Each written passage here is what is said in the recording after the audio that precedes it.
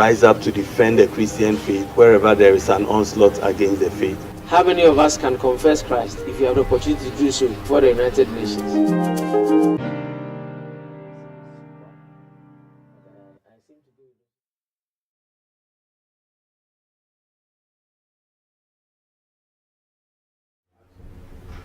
Hello, cherished viewers. We come your way again today with another episode of Scope Series, and I want us to look at one other wonderful apologist called C.S. Lewis. I want us to pick few lessons from his life and see how it can influence us to engage with all people who come our way with the gospel of Jesus Christ.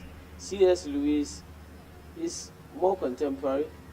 He was born in 1898 and died in 1963. He was born in Ireland, so he's an Irish. And at his early age, he was a Christian, but he left the faith and came back into the Anglican Church at age 32. And when he came and he held on to the gospel, he never left till his death. Many interesting things to learn about him. He was a prolific writer. He wrote about 30 books. He was an English professor. He taught in Cambridge. He taught also in Oxford. He was a broadcaster, very good broadcaster, who had a lot of talk shows on BBC. Not just that, he was a soldier because he fought in the First World War and he was injured in the course of the war. His wife died 4 years after their marriage through cancer, and he also had to battle with sicknesses. But in all these things, he held on to his faith. He trusted God. Why do we say C.S. Lewis is an apologist? An apologist is someone who defends the Christian faith. How do we defend the Christian faith? You defend the Christian faith in any calling you have.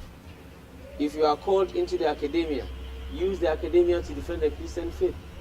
If you are called into arts and culture, use arts and culture. Your paintings, your drawings and everything should defend the Christian faith. C.S. Lewis never felt shy of the world he belonged to. He was an Irish. There were a lot of skeptics around him. But he was seen as the apostle of skeptics because he would meet people at the level of reasoning when they want to speak against the Christian faith or play down on him. So his novels depicted Christ. In fact, his science fictions depicted Christ. He wrote stories for children. All his works, he projected Jesus Christ and defended the faith through these means. If you are a chemistry lecturer, it's an opportunity to defend Christ using science. If you are in the humanities, it's an opportunity to use it to defend Christ.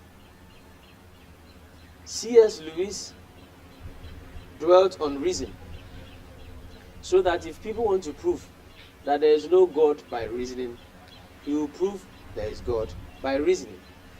Not just that, he debunked or argued against what we call metaphysical naturalism.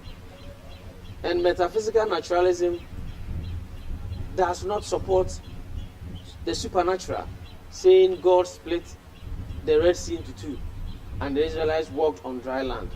They don't believe in that. But he was someone who argued against metaphysical naturalism. He stood on his ground, defended the Christian faith until he gave up the ghost. At a point when he was given an award by George IV, he refused it because he did not want to entangle himself with the politics of the time. I am appealing to all young Christians, wherever you are, it is time to stand. People did it. It's our time to defend the Christian faith. If you are studying and investing, don't feel shy to let your mates know that Jesus is the Christ. If you are into business, let them know. If you are into commerce, let them know. If you are into the hospitality industry, depict Christ wherever you are. I'm calling on all of us to stand like C.S. Lewis stood. Even when he was sick and dying, he held on to his faith until he gave up the ghost. It's my prayer and heart desire that God will raise up apologists in our generation who will continue the work that the fathers have done. Let me leave you with a profound statement C.S. Lewis made whilst he was alive.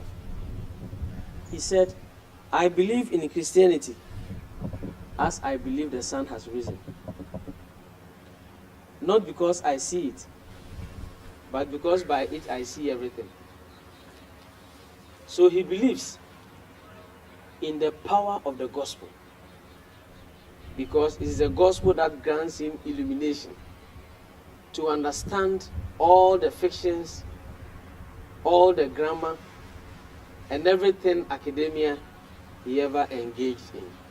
And I think that's a very powerful statement. How many of us can confess Christ if you have the opportunity to do so before the United Nations? How many of us can confess Christ if you have the opportunity to do so at a board meeting? Don't relegate Jesus to the background. Let the world know that you believe in Christ, not just because you believe in him, but because by him you are who you are. God bless you, and keep tuning as we come your way another time with another episode of Scope Series. Stay blessed.